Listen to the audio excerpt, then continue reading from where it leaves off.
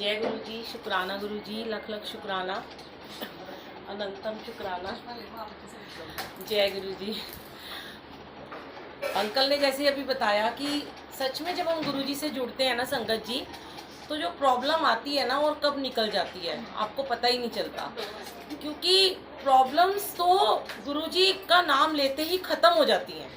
जब हम पहली बार जय गुरु जी बोलते हैं, चाहे वो आप संगत हैं या नहीं है। कई लोग कहते हैं पुरानी संगत कौन है, पुरानी संगत बहुत ब्लेस्ड है, वो बहुत टाइम से गुरु जी से जुड़े हैं। हाँ ठीक है, उन्होंने गुरु जी को छुआ, उन्होंने गुरु जी के चरण छुए, लेकिन गुरु जी ने अब आज की संगत को, छोटे छोटे बच्चों को इतना ब्लेस किया है कि कभी गुरु जी ने ये भेद ही खत्म कर दिया कौन नया और कौन पुराना। क्योंकि परमात्मा का ये दर ऐसा है, कोई भी भगवान है, आप किसी भी इष्ट को मानते हैं, किसी भी परमात्मा को जब आप मानते हैं, जब आप उनके पास जाते हैं, तो कभी भी भगवान आपके पुण्य और पाप का लेखा जोखा नहीं खोलता।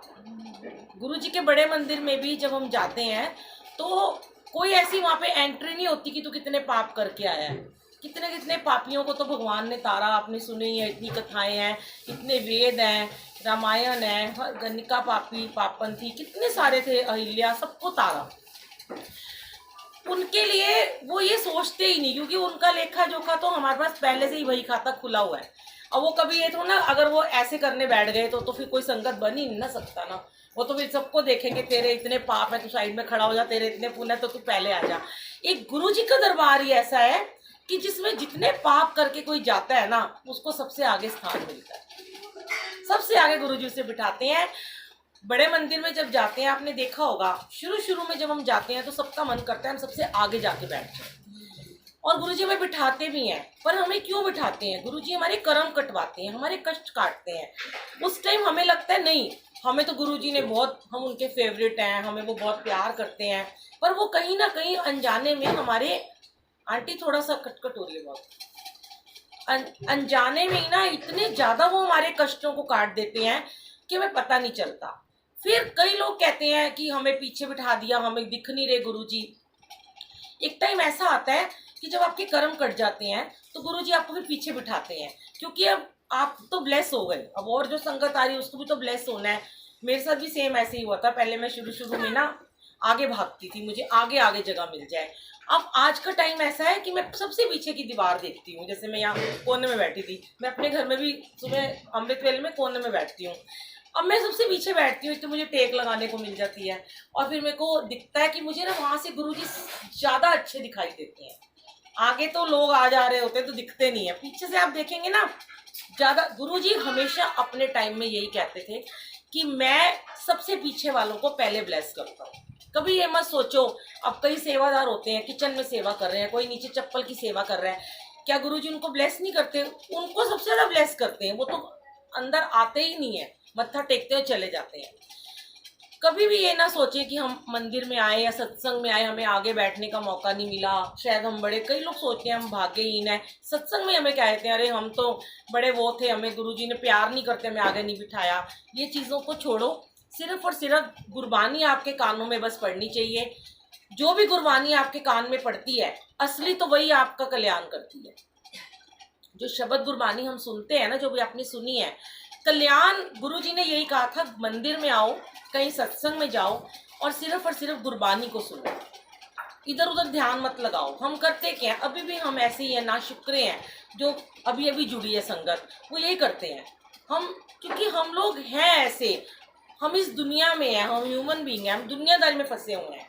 पर गुरुजी कहते हैं जब मेरे सत्संग में आ जाते हो ना, ये 2 घंटे सिर्फ आप मुझे अर्पण कर दो, मत देखो इधर उधर, मत नमस्ते करो। बिल्कुल गुरुजी को बहुत बुरा लगता है कि जब गुरुजी बैठे हैं, भगवान गणपति जी को विराजमान किया है, मत्था टेको, अपने स्थान पे आके बैठ जाओ। अगर आपका ध्यान भटकता है, आंखें बंद कर लीजिए, डिस्टर्ब मत होइए, ना खुद होइए ना किसी को करिए। क्योंकि जब इस 2 घंटे के बाद हमें सबसे मिलना ही है, फिर तो हमने गप्पे भी मारनी है, दुख सुख भी सुनाने हैं, सब कुछ करना है, डांस भी करना है, बातें भी करनी है।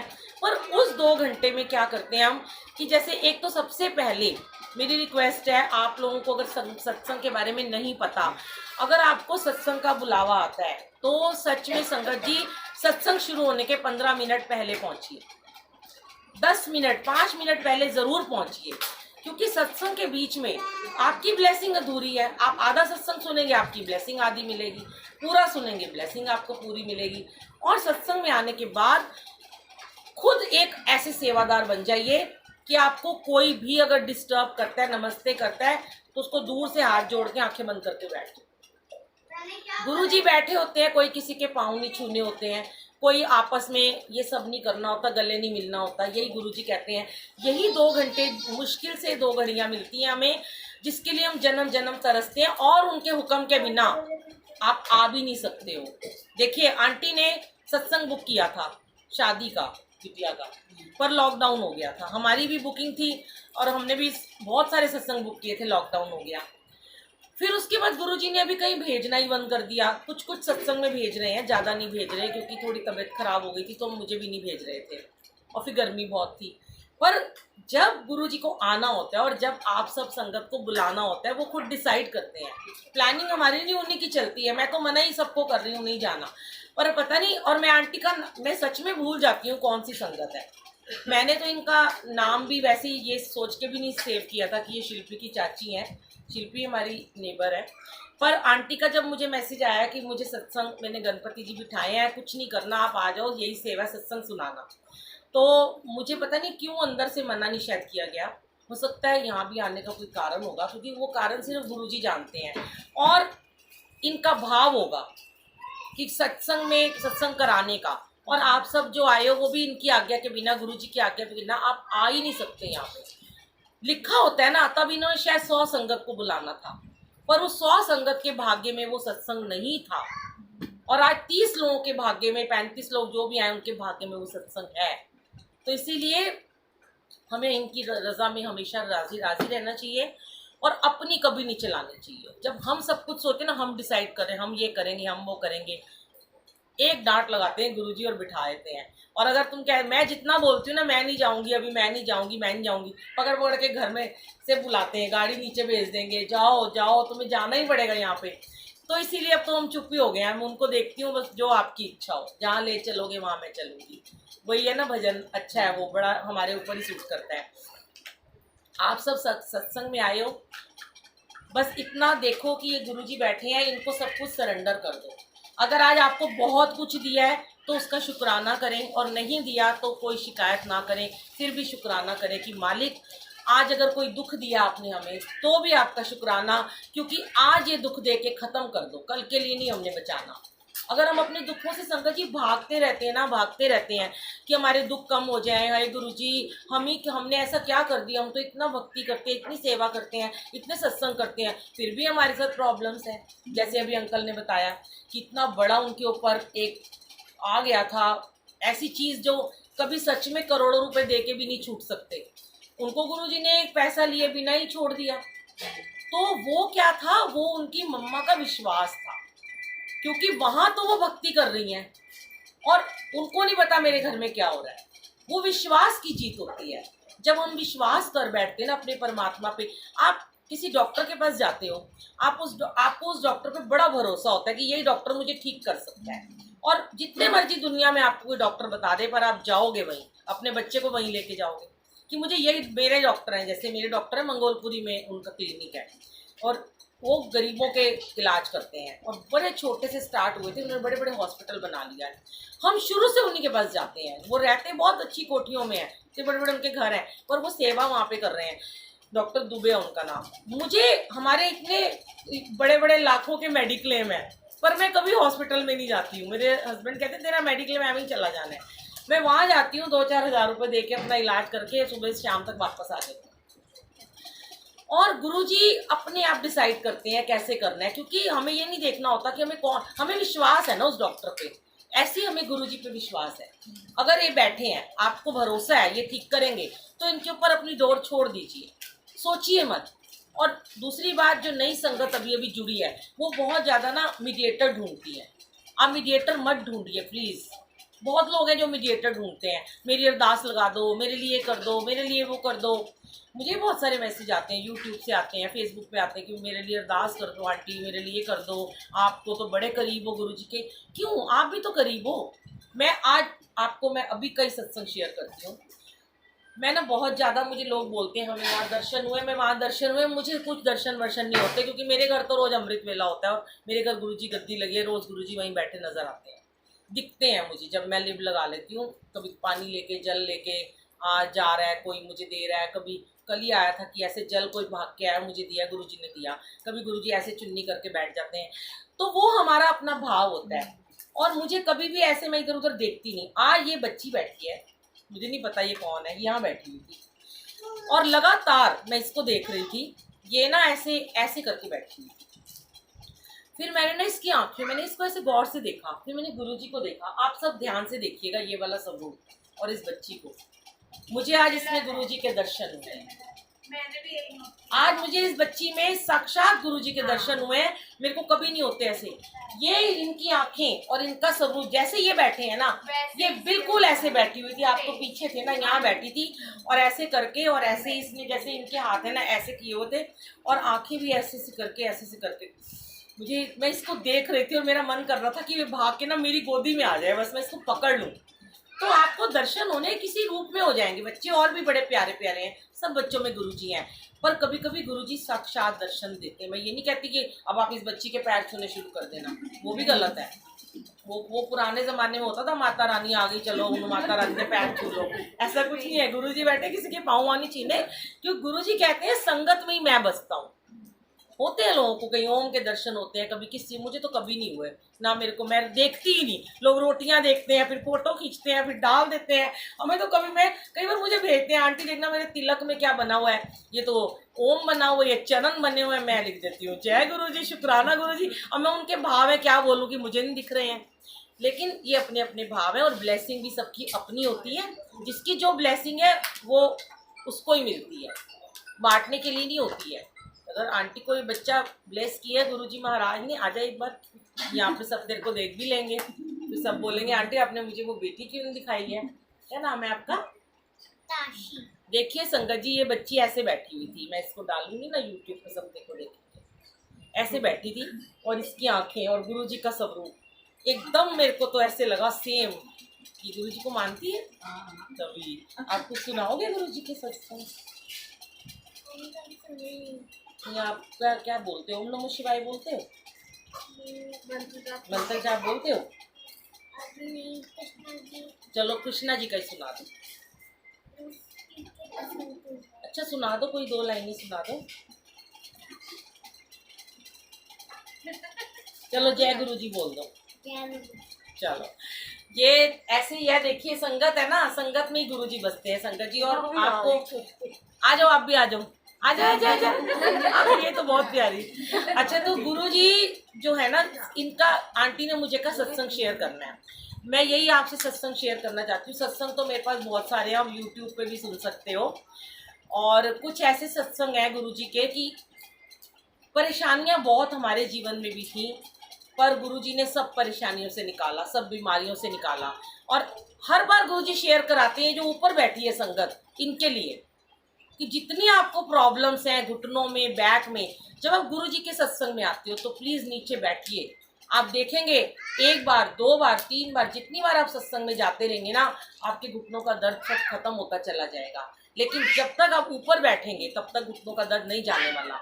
शुरू में आपको बहुत पेन होगी। एक बार मेरे कहने से नेक्स्ट सत्संग में आप जमीन पे बैठ के देखिएगा, 2 घंटे उठोगे ना, एक कड़ल नहीं पड़ेगा, कोई दर्द नहीं होगा। क्योंकि मैं खुद सामने बैठी हूँ, मेरी इतनी प्रॉब्लम्स थी, ना चौकड़ी मार सकती थी, ना इतना बैक पेन, बेल्ट लगाती थी मैं, सर्वाइकल रहता था, गले में भी नेक लगाती थी मैं। आज देख लीजिए, ना कोई मेडिसिन है, ना कुछ है, कोई इंजेक्शन नहीं है, नहीं तो रोज इंजेक्शन लगते थे। इतनी बीमारियां लेके गुरुजी के पास गई थी, तो गुरुजी ने कहा ना कि पहली बार आते हैं तो गुरुजी हमसे कुछ नहीं पूछते तेरे को क्या हुआ है, वो हमें स्कैन कर लेते हैं। ऐसे ही अभी मंदिर बंद है, ये दरबार है, खुला दरबार है, आप यहाँ पे आए हैं ना, अपनी स्कैनिंग करवाइए, ठीक हो जाएंगे बिल्कुल। आप विश्वास रखिए, ये डॉक्टर हैं, ये सुपर स्पेशलिस्ट डॉक्टर है हमारे, इनसे ऊपर कोई डॉक्टर नहीं है। इन्होंने कैंसर ठीक किया, इन्होंने छोटे छोटे बच्चों का, मेरे खुद के सत्संग एक पार्ट नंबर 31 है, आप सुनिएगा यूट्यूब पे, बुलबुल आंटी सत्संग डाल के। कैंसर पेशेंट थी, 2.5 साल की बच्ची हमारे घर में आती थी, कैसे उसको गुरुजी ने ब्लेस किया कि 1 महीने के अंदर उसकी ब्लड में कैंसर था, उसकी बोन में कैंसर था, उसके ब्रेन में कैंसर था, पूरी बॉडी में था, सारा खत्म कर दिया। और आज वो बच्ची हो गई है 6-7 साल की, शुक्राने करती है, हर साल न्यू ईयर पे आके केक काटती है। ऐसे कितने सारे लोग हैं जिनके कैंसर ठीक किए गुरुजी ने। एक बच्चा है बॉम्बे में था, उसको ना ब्रेन हेमरेज हो गया था, तो वो कोमा में चला गया, बाइक से एक्सीडेंट हुआ। राहुल नाम है, छोटा सा लड़का था। फिर यूट्यूब से उसकी बुआ ने कई साल पहले मेरे से नंबर मांगा, मेरा नंबर देखा और मुझे उन्होंने कॉल किया कि ऐसे ऐसे हमारे बच्चे को कोमा में है, उसको 3-4 साल हो गए हैं, उसको मंत्र जाप के बारे में। गुरुजी का जो मंत्र जाप है, सारी शक्ति उसी में ही है, सारी शक्ति गुरुजी के मंत्र जाप में है। आप सिर्फ और सिर्फ मंत्र जाप करिए, एक ग्लास में जल रख दीजिए और 1 घंटे का मंत्र जाप करें और वो जल ब्लेस हो जाता है, वो जल ही पिए आप। मैंने उन आंटी को बताया कि जब वो हॉस्पिटल में था, वहाँ आप जल रखो और आप उस बच्चे को जल पिलाओ और मंत्र जाप करो। तो आंटी कहती कि मैंने कहा उसको ना, जैसे उसके पास जाते हो ना, वो लोग उसको बुलाते थे, राहुल बेटा, राहुल बेटा। सुनता तो था नहीं, कोमा में था।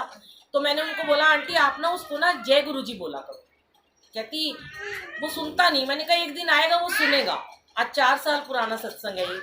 फिर आंटी मेरे साथ मतलब बात करती रही, कनेक्शन में रही, खुद उनको मैं सत्संग भी भेजती रही।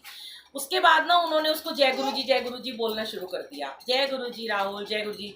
एक बार 6-7 महीने बाद की बात है, जब तब की बात है, तो आंटी का मुझे एक बार फिर से मैसेज आता है, बड़ी रोते रोते उनकी वॉइस मैसेज आता है कि मुझे आपसे बात करनी है। मैंने कहा क्या हो गया? तो कहती है आंटी हम जय गुरुजी बोलते थे, वो हिलता भी नहीं था राहुल, और आज ना उसने हमें मुड़ के देखा।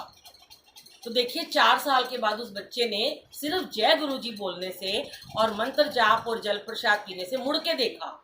आज की डेट में वो बच्चा घर आ चुका है और वो हंसता है, और वो समझना शुरू हो गया, कोमा से बाहर आ गया है, हंसना शुरू हो गया है। कोमा के पेशेंट कितने कितने साल बाहर ही नहीं आते, और वो जोर जोर से खिलखिल करके हंसता है। और ऐसे ही गुरुजी ना, बहुत सारे ऐसे सत्संग भी हैं कि कई बार गुरुजी ब्लेस तो करते हैं, चीज़ों को ठीक भी करते हैं, पर कई बार गुरुजी कर्म कटवा देते हैं, उसको ले जाते हैं। एक इधर ये ब्लेस किया बच्चा, एक बच्चा और था, उत्तम नगर में रहती थी संगत, उनके बच्चे को भी उन्होंने हमें बुलाया कि आप हमारे घर आओगे सत्संग करने। ज़्यादा छोटा सा कमरा है, 10-15 लोग ही आ सकते हैं। तब हम बहुत रोज़ाना सेवा में जाते थे। हमने कहा ठीक है। उन्होंने कहा ऐसे से मेरा बेटा है, उसका भी एक्सीडेंट हुआ है बाइक से, 18 साल का है, वो कोमा में चला गया। हम जब उनके घर में पहुंचे तो उनके बेड लगा हुआ था, जो हॉस्पिटल का बेड होता है एक रूम में, और उस पर वो बच्चा था और उसकी सिस्टर उसको लिक्विड डाल डाल के पाइप से दे रही थी। कोई होश नहीं था। सामने हमने गुरुजी का दरबार लगाया था, ऐसे यहाँ पे वो बच्चा था। तो आंटी कहती है कि ये समझता है, इसको पता है ये गुरुजी हैं, पर ये कुछ ना बोल रहा है, ना रिस्पॉन्स कर रहा है, पर इसको ऐसे लगता है, क्योंकि इसकी कभी कभी आंसू बहते हैं। बड़ा दुख हुआ उस बच्चे को देख के। पहली बार मैं वहाँ पे गई, हमने उनको, आंटी को आते थे यही कहा, मैंने कहा आंटी आप उसको कोई बड़े मंदिर ले आइए। तब बड़ा मंदिर खुला हुआ था। आंटी कहती ये तो 4थी मंजिल पे रहते थे उत्तम नगर में, बड़ी बड़ी सीढ़ियाँ थी, ना कोई लिफ्ट थी। हम तो इसको जब डॉक्टर के पास भी नहीं ले जाते, डॉक्टर घर में अब आता है, हम इसको व्हील चेयर पे ही लेके जाएंगे। मैंने कहा वहाँ पे ना आपको व्हील चेयर मिलेगी, आप इसको लेके ना एक बार बड़े मंदिर आ जाइए। आंटी ने पता नहीं क्यों मुझे वहाँ गुरुजी ने सेवा करने भेजा, क्यों ऐसी सेवा करवाई, क्यों। कभी मैं किसी को कहती भी नहीं हूँ कि बड़े मंदिर आओ, इसको ऐसी हालत में लेके आओ। वैसे तो कहते हैं बड़े मंदिर जाओ, पर क्यों कहलवाया मुझे नहीं पता। और ये भी नहीं पता था कि वो जाएंगी, क्योंकि लग नहीं रहा था कि वो जाएंगी। और संगत जी जिस दिन मैं सत्संग करके गई, उसके 2-3 दिन बाद की बात है, थर्सडे था। मैं बड़े मंदिर थर्सडे को ज़रूर जाती थी और कभी कभी मंडे को भी जाती थी। मैं बड़े मंदिर से बाहर निकली और मैंने देखा कि 3-4 लोग, उसकी मम्मी पापा और उसकी बहन उस बच्चे को लेके व्हील चेयर पे बड़े मंदिर के बाहर खड़े। मैं बड़ी हैरान, और मैंने गुरुजी के शिवलिंग की तरफ देखा और बहुत मेरे आंसू निकल पड़े। मैंने कहा एक तो कहा मैंने, गुरुजी ने कहलवाया, और ऊपर से इन्होंने मेरा कहना मान लिया। उम्मीद ही नहीं थी। मैंने कहा आंटी आप कैसे आए? कहते बस आंटी गुरुजी ने बुला लिया, अब ये लोग अंदर नहीं जाने दे रहे। तो मैंने कहा व्हील चेयर लो और जहाँ जहाँ तक सीढ़ियाँ दरबार है वहाँ दूर दूर से इसको मत्था टिकाओ और इसको लंगर कराओ। हम उस टाइम हम भी अंदर जा रहे थे। उसके बाद नहीं सॉरी, मैं बाहर आ रही थी, वो अंदर जा रहे थे। फिर उसके बाद उन्होंने वहाँ पे अंदर, मैंने सेवादार को बोला, उन्होंने कहा ठीक है इनको ले जाओ। अंदर ले गए। मैंने कहा लंगर करके आ जाना। फिर मैं भूल गई, मैं घर आ गई अपना। तो नेक्स्ट डे की बात है, उनकी उसकी जो बहन थी उसने मुझे अगले ही दिन उसका मुझे फ़ोन आया रोते रोते कि आंटी गुरुजी हमारे भाई को ले गए। देखिए कहाँ वो बच्चा 4 साल से किस इंतजार में था, कौन सी बुलबुल आंटी हमारे घर सत्संग करने आएंगी। मुझे लगा कि ये शायद गलत हो गया, क्योंकि पहले तो मुझे ऐसा लगा कि ये बहुत गलत हुआ है कि मैं गई और वो बच्चा चला गया। ये तो मेरे बारे में क्या सोचेंगे कि मैंने इनको बड़े मंदिर बुलाया। पर फिर गुरुजी ने मुझे ही समझाया आके, विजन में आके मुझे बताया कि नहीं, कई बारी ना हमें ना कर्म कटने होते हैं।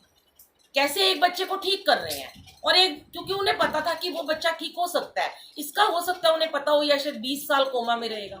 और वो लोग बहुत परेशान थे, वो कह रहे थे कि हमारे पास इतना पैसा भी नहीं है और हम इसकी इतनी ज़्यादा सेवा कर रहे हैं कि हमारा आना जाना हर जगह छूटा हुआ, हम इसको छोड़ भी नहीं सकते हैं। क्योंकि अंदर से रहता है कि गुरुजी भी देखते हैं कि कितना ये संभाल पाएंगे इसको। और उसके बाद वो पहले बड़ा रोई लड़की, मैं बहुत डर गई, मैंने सोचा कि हाय ये तो मेरे से नाराज हो गए। पर उसके जस्ट बाद ही संगत जी राखी आई थी, तो हम राखी पे बहुत बड़ा सत्संग घर में हर त्योहार पे करते ही थे। अभी कुछ टाइम से हमने बंद किया सत्संग, ग्रैंड सत्संग करने। मैंने राखी का सत्संग रखा, गुरुजी को राखी बांधने आना, क्योंकि मेरे वीर जी हैं गुरुजी। और वो लड़की अपनी मम्मी के साथ आई और वो राखी लेके आई और उसने गुरुजी को कहा कि अब आप मेरे भाई हो। राखी बांधी उसने, पहले वो बड़ा रोई, फिर उसने खूब डांस किया और हंसने लगी। कहती आंटी पहले हमें दुख हुआ था पर अब हम समझ गए हैं कि गुरुजी कहते हैं कि मेरी रजा में राजी रहो, इसीलिए कहते हैं दुख खाए सुख खाए, राजी रहो। कभी ये मत सोचो आज दुख आ गया क्यों आ गया। बहुत सारे ऐसे मेरे पास सत्संग है जिनके कैंसर थे, कुछ को ठीक कर दिया। कुछ आंटियां इतनी नाराज है आज तक मेरे से, आंटी आपने हमें कहा मंत्र जाप करो, आंटी आपने हमें कहा ये करो जल रखो। हमारे हस्बैंड को गुरुजी ले गए।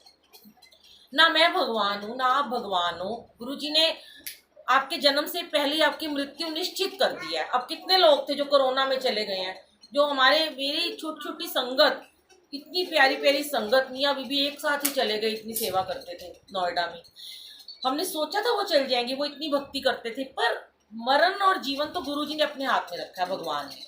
अब आप उसमें शिकायत करोगे कि मेरे हस्बैंड क्यों चले गए, क्या पता। उनको समझाती हूँ, फिर उनको इतना काउंसलिंग करनी पड़ती है कि भाई अगर तुम्हारे हस्बैंड रहते, तो कई बार गुरुजी बताते हैं अपने सत्संग में, गुरुजी ने अपने टाइम में संगत को कहा है कि इसका जाना बेहतर है, वरना तुम्हारे घर का पूरा पैसा तुम सब बर्बाद हो जाओगे, इसकी बीमारी में लग जाएगा, ये फिर भी ठीक नहीं होगा।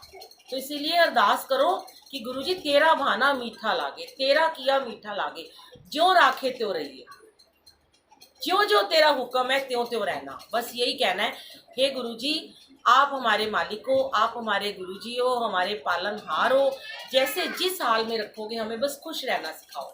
और संगत जी खुश रहिए, अगर आप मुस्कुराएंगे ना तो आपको देख के 20 लोग मुस्कुराएंगे, अगर आप रोएंगे ना तो आपको देख के 1 मिनट के लिए रोएंगे और दूसरी बार आपसे कन्नी काटेंगे। ये रोता ही रहता है हमेशा। मैंने तो इसके पास वो जैसे आप निकलोगे ना तो वो रास्ता चेंज कर लेगा बंदा कि ये तो रोने वाली बद्दी है, अपने दुख ही सुनाती रहती है। इसीलिए अगर दुख है ना सिर्फ गुरुजी को सुनाओ, और अमृत वेले में उठ के अगर सुनाते हो तो सारे ही कट जाएंगे, समझ लेना। जो अमृत वेला करता है ना उसके सारे दुख कट जाते हैं। और उन्हीं को सुनाओ, किसी को मत सुनाओ। रिश्तेदार, पड़ोसी, भाई बहन, इवन पति, बच्चे, सब दुनियादारी। एक बार सुन लेगा, दूसरी बार सुन लेगा, तीसरी बार आपको ताने मारेंगे। ये तो रोती ही रहती है हर वक्त। इसलिए इनके साथ शेयर करो बस, और कुछ मत करो। और खुश रहो, खुद भी खुश रहो, दूसरों को खुश रखो। और सबसे बड़ी बात, उम्मीद मत लगाओ किससे भी, कोई एक्सपेक्टेशन मत रखिए, किससे मत रखिए, सिर्फ इनसे। क्योंकि ये आपको देंगे ना जब, तो ये आपको कभी जताएंगे नहीं और ना ही कभी सुनाएंगे। और हस्बैंड तो अगर एक बार दूसरी बार कुछ दे देगा, या बच्चे तो दूसरी बार सुना ही देते हैं, अभी तो दिया था, नेचुरल है ये। तो इसीलिए